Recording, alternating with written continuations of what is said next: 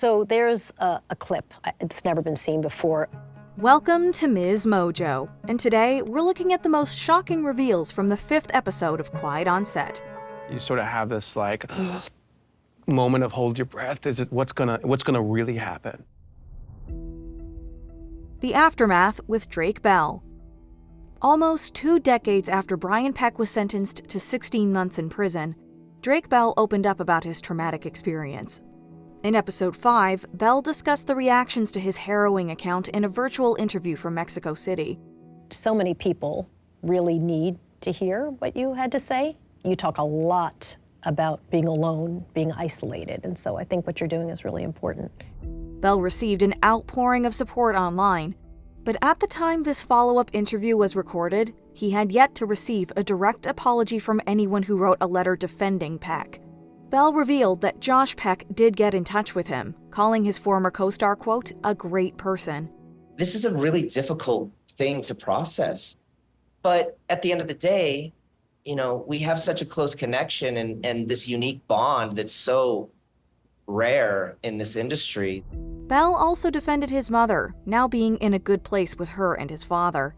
Outside of Dan Schneider, though, Bell claims that nobody at Nickelodeon reached out when the allegations first surfaced. Dan was really the only one from the network that even made an effort to help me and make sure I was okay. Will Friedle's response. I get to the courthouse. It was the most unbelievable thing I'd ever seen. His entire side of the courtroom was full. Bell was shocked to find many familiar faces on Brian Peck's side of the courtroom, including actor Will Friedle. Along with his Boy Meets World co-star Ryder Strong, Friedle wrote Peck a character letter, not having all the details about the allegations. Sitting in court, Friedle quickly regretted ever supporting or believing Peck, discussing his mistake on Pod Meets World. The victim's mother turned and said, look at all the famous people you brought with you, and it doesn't change what you did to my kid. And I just sat there wanting to die, where it was like, what the hell am I doing here? Later working together on Ultimate Spider-Man, Bell noted that Friedle had opportunities to apologize, but the subject never arose. Bell now sees the position that Friedle and Strong were in, although that doesn't erase the past. That's the thing that's hard about this, is because everybody deals with their trauma in different ways. Everybody comes to different conclusions at different times in their lives and realizations. And I mean, I really appreciate that they've, their perspective now. After episode 5 was taped, Bell revealed that he had recently spoken to Strong, posting, quote, "We are all healing together. I have nothing but love and forgiveness for him." Reactions to Dan Schneider's, quote, apology. Between the 4th and 5th episodes, Dan Schneider responded to Quiet on Set in a YouTube interview conducted by Boogie, aka Tebow from iCarly. The comment section was turned off, although All That co-stars Brian Hearn and Giovanni Samuels summed up the general reaction. What do you think when he says that? Oh, there's the sighing here that's happening. I don't know if you guys can hear this, the deep sighing. Schneider's response didn't seem sincere to them, noting his acting background. They also found the timing suspicious, saying that Schneider remained silent after Jeanette McCurdy published her book, and Angelique Bates discussed her time on All That. And I just feel that what's an apology without accountability? Realistically. While Schneider argued that he championed diversity, Hearn and Samuels noted that he didn't mention their names. Yet shortly before the doc aired, Schneider asked Samuels for support, believing she enjoyed working on All That. In reality, Samuels was, quote, terrified of Schneider. Was he surprised by that? I don't know. I said, you have the power to make people stars. And I was intimidated by you. I wanted to do a good job. Shane Lyons' time on All That. In addition to follow-up interviews, episode 5 offered a new perspective from former actor Shane Lyons. Why did you want to come forward? I think the only way we can change is to really evaluate the past. After not being invited back to All That, Lyons followed in his parents' footsteps, becoming a successful chef and restaurant owner, even appearing on the Food Network. Reflecting on Brian Peck, Lyons concurred that he was as charming as he was deceptive. We were enamored with, at least me personally, that there is an adult who's also a cast member, who is someone that we knew we could kind of run things by, work with, improvise with. It was very helpful in that context. Although Lyons alleged that Peck made multiple passes at him, he didn't suffer the abuse Bell went through. The older Lyons got, the more he realized how inappropriate Peck acted on set. In one such instance, Peck asked the underage Lyons if he was familiar with the term, "We're not sure we can say it on YouTube, but no adult should question a minor about it." Would I ever had a conversation with a 13-year-old boy like he had with me? No. It makes absolutely zero sense for a 13-year-old girl or 13-year-old anybody. These are kids. Why are you talking like that? The pressure to laugh. When asked about the innuendos and suggestive humor in his shows, Schneider contended that kids found these jokes funny back in the day. Now that they're older, they view those jokes differently. So, back then, did you think those jokes were funny to hear? Did you think those jokes were funny to do? No. Brian Hearn and Giovanni Samuels were the target demographic when they starred on All That. Yet a lot of the routines they participated in went over their heads. Since the other adults were laughing, the young actors figured they were doing something right. He thought the foot stuff was funny. You're like, I'm a paid actor. Get it. I'm going to execute on the foot stuff. Yeah. And then you kind of look to your left. And everybody in the room, or at least the adults, are laughing. You go along with it. Schneider had created several successful shows and launched numerous careers. So might as well laugh along with him, even if you don't understand his humor or fascination with feet. Their laughter on set might have been forced, but Hearn and Samuels genuinely laughed watching Schneiders Apology. The thing about his interview as a whole is I thought it was funny. Raquel Lee Ballou's racist experience. Breathe in, breathe out. She's the star of the show. In a never-before-seen clip from her interview, Raquel Lee Ballou recounted an Amanda Show sketch called The Literals. As the name suggests, the skit centers on a family that takes everything literally. Thus, when Amanda Bynes' character is asked to spit it out, she spits water on Ballou and Lindsay Bartleson, the latter of whom only appeared in this one episode. Ballou recalls being spit in the face multiple times, finding it more infuriating than funny. Everybody thought it was so funny. Ha ha ha. Everybody's laughing. Me, I did not find it funny. The director eventually took Ballou aside, saying that Bynes was the show's star and not to make trouble. The director asked Bynes not to aim at her face, but insisted that Ballou, quote, keep her cool.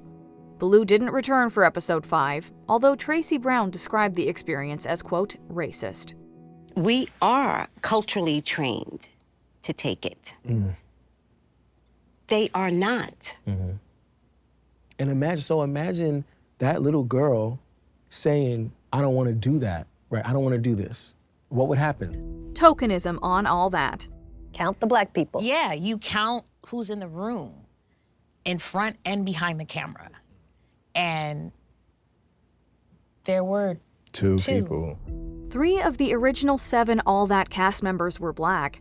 The show seemed to take steps backward throughout the seasons.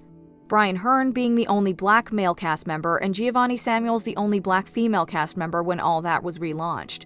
In addition to feeling tokenized, Hearn and Samuels were pressured to represent black boys and girls everywhere. It's not even just black, it's indigenous, it's, Hispanic. You can't just have the one representing the whole world. It doesn't make sense to me. That was pressure. It didn't help that both felt underutilized on the show. Samuels would hear the excuse that she was, quote, so talented that the showrunners didn't know what to do with her. In response, Samuels attempted to come up with her own sketches, but she always got pigeonholed as the, quote, token black girl. After Hearn got let go from the show, Samuels was the only black cast member left.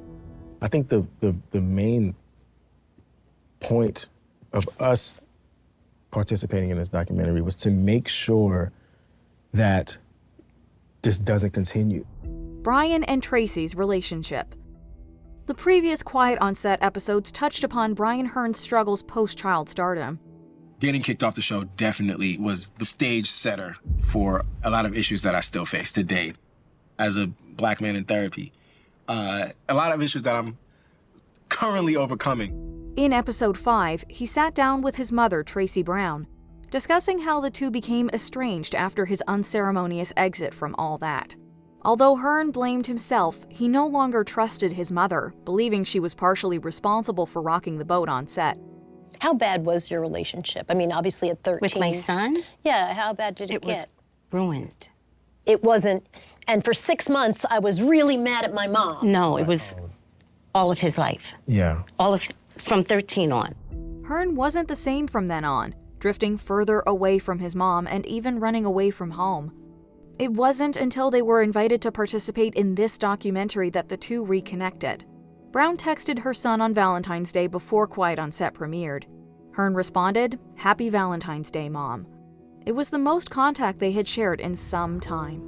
I can talk to 13, 14-year-old Brian now and say, this wasn't your fault. It wasn't her fault. These people had it out for y'all. The lack of media coverage in Brian Peck's trial. You'd assume Brian Peck's trial would have dominated headlines, especially since this happened shortly after Jason Handy's arrest. As Drake Bell and host Soledad O'Brien pointed out in episode 5, only a handful of outlets reported on the trial. Nothing. No articles. I mean, there's nothing about it. I mean, I think there was something on the nightly news about the arrest. Even the ones that did moved on to the next news story fairly quickly. Around the same time as the trial, director Amy J. Berg explored the disturbing correlation between child stars and predators in the documentary An Open Secret, which briefly mentions Peck. There are people who don't want this out. The studios work to make sure this isn't very public. Just as that documentary couldn't find a Hollywood distributor, the articles surrounding Peck got brushed under the rug. The trial is finally receiving the attention it should have gotten in 2004, showing that little has likely improved in nearly 20 years. It allowed him to go work on other shows, go work on other kids' shows, on other kids' networks. Before we continue, be sure to subscribe to our channel and ring the bell to get notified about our latest videos. You have the option to be notified for occasional videos or all of them. If you're on your phone, make sure you go into your settings and switch on notifications. The legal loophole. The thing I have found really shocking, I guess, is the idea that this wasn't a bigger scandal 21 years ago. The only thing more shocking than Brian Peck's arrest, trial, and conviction is that he got a short-lived job on The Sweet Life of Zack and Cody not long after his release. One could attribute this to the limited media coverage and Peck's high-profile friends. As Shane Lyons pointed out in episode 5, the main reason could be that the producers of kids shows aren't required to conduct background checks. And I think more broadly, when you have a cult of personality in any work environment, inevitably, it's ripe for toxicity. As long as a parent is present on set, networks like Nickelodeon and Disney Channel can hire people without looking into whether they're registered sex offenders. The issues explored in Quiet on Set won't be fixed with easy change. But if this one legal loophole can be prevented, the industry will become infinitely safer overnight. What does it look like? So updating the law first and foremost, so that no individual who is a convicted can ever get on a Hollywood set again. Did you watch Quiet on Set episode 5? Do you think there will be an episode 6 or season 2? Let us know in the comments.